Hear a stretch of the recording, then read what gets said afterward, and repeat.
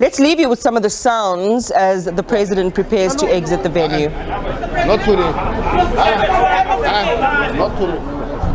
Not today, please.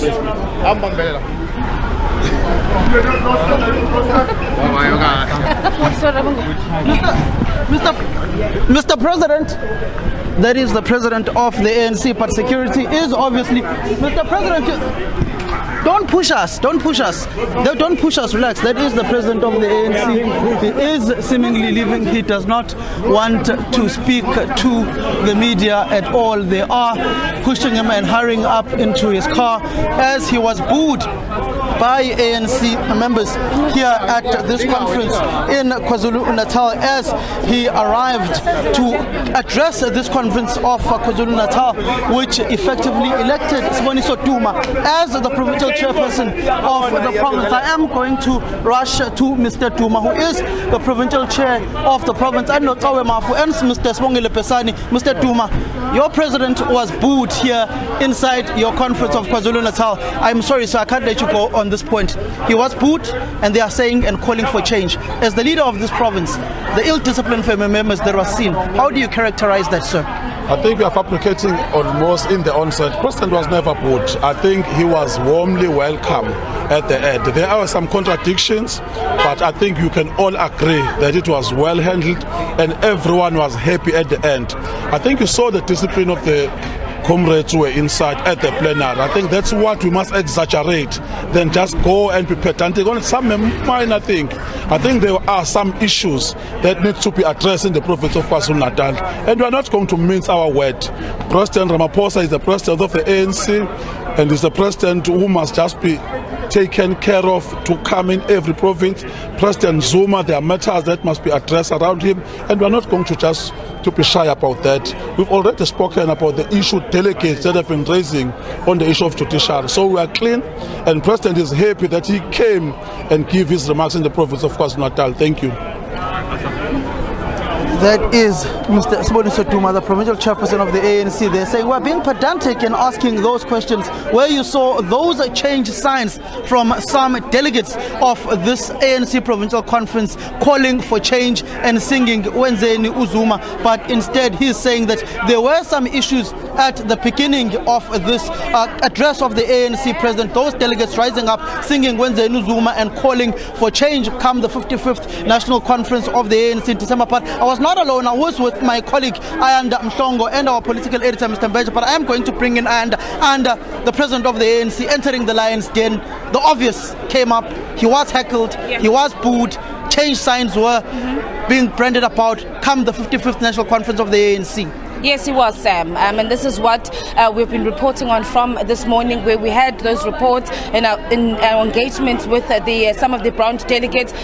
Even before going actually into the plenary, Sam, outside of this venue, a number of people that have gathered shouting and singing Wenzeni Uzuma as the president's convoy was making its way. They also had a placard saying Ramaphosa must go. So it actually started with people that had been mobilized outside of this conference, and of course as the ANC president entered into that hall, it had to take two leaders to stand up, Sam, and try to calm down the members or the delegates at this conference. Of course this was going to be a rather bad reflection on these ANC members, but also, Sam, reflecting badly on this leadership, that one, they are unable to contain these delegates. They come in saying that so far the conference has gone smoothly, and that these delegates at this conference have been well disciplined. And so obviously, considering what happened, what the scenes that we saw today, it was going to be left to these leaders, Siboniso Duma, who've just spoken to, of course, denying that the president was heckled, which everybody saw. We were live at that time where we were clamor around us, delegates saying we don't want him here. And also during the speech as well, I know that we saw some of the delegates leave the plenary session to go and vote, but at the same, you could just see from their facial expressions, some were fast asleep, some just clearly not interested in listening to the president of the ANC. But certainly, Sam, we had been reporting that this was going to happen, and indeed the delegates here showing that they did not want the ANC president to be here, and reinforcing that support that they now want to show for the former president Jacob Zuma. Earlier on, you spoke to the now secretary of the ANC, Begum Tolo, who said that this time around they're going to change the way that they had supported a former president. To remember, with the former leadership of Sihle Zikalala and Mtumseni Ntuli, it was a challenging matter for them. At times they didn't go to court when the former president appeared in court, and they decided that members of the ANC need to go there in their personal capacity. You remember that, Sam, and not where ANC regardless. So there was a bit of uncertainty as to how they dealt with the issue around former President Jacob Zuma. At the time, they said that they were seeking guidance from the National Executive Committee in terms of how they were going to handle the Jacob Zuma situation. But it is one that troubled them up until this leadership has ended its term. In essence, when you look at the ANC president's speech, responding directly to some of the issues, former President Mbeki's assertions that there's no plan in place, particularly in the economy of the country. But the elephant in the room, the issue of former President Jacob Zuma, he shied away from that. In previous conferences, he addressed Phala Phala, he addressed it in the Limpopo Provincial Conference, addressed it at the SACP Congress. This time around, nothing on that particular issue, nothing on former President Jacob Zuma, on any of the contentious issue around himself and the former president. Why? Well, Sam, I don't know why the president decided not to speak about this matter, and surely he was briefed.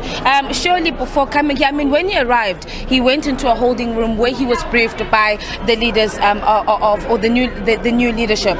But I presume that even before arriving in the province of KwaZulu-Natal, he had received a briefing on the mood of the conference. He himself admitted that he was watching the press conference that happened in the early hours of this morning with the first conference with the new leadership of the ANC. So if you saw that conference, he probably then watched other parts if you saw that press conference rather, he was probably watching other parts of this conference and heard the songs and heard the mood and saw what the mood was at this conference. But clearly it's a matter that every time that the president of the ANC has been in the province, it's one that he has not wanted to engage on. I remember when he was in the province, Sam, campaigning ahead of the local government elections, and that was at the time when the former President Jacob Zuma had been released on parole. And we asked the question whether or not he had spoken to the former president, whether or not they'd had any engagements, and he said no, he had not spoken to him. So whenever he has been in the province, he has not wanted to touch on that matter. But as the ANC has been saying, Sam, that after this conference they are now going to be focusing on their campaigns towards the 2024 national election. I guess the president of the ANC is going to have to return to the province of KwaZulu-Natal. But also, even before we get to the 2024 campaign for the 2024 national elections, the ANC's national conference, which is taking place in December. If the ANC president wants a second term, this is one of the provinces that he's going to have to come back to campaign for a second term. So it is a matter that he has to at some point deal with, but for now he has not wanted to go near the Jacob Zuma matter. Well, thank you very much. That is my colleague Anna Mhlongo dissecting the ANC president's speech to this conference and the heckling and booing that took place when he arrived, and those songs being chanted Wenzeni Uzuma, despite Mr. Siboniso Duma, the new provincial chairperson, saying that it's an exaggeration of what transpired with those delegates heckling their own president.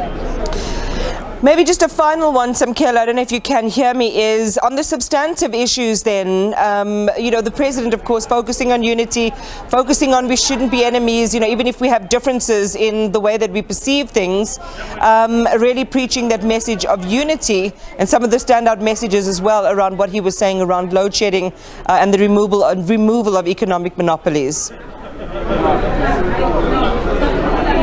Indeed, when he was preaching the issue of them being comrades, them doing things orderly and not seeing one another as enemies, it was an issue of addressing the tensions that were in the room, particularly around himself when it came to him being perceived as the one persecuting former President Jacob Zuma, how he was being heckled. He was indirectly addressing those issues pertaining to his heckling, pertaining to his perception within the African National Congress, and how the ANC is a divided organization, particularly when you look at the diagnostic report of the former Secretary General Gwede Mantashe at the 54th National Conference, which spoke about the deteriorating state of the ANC membership.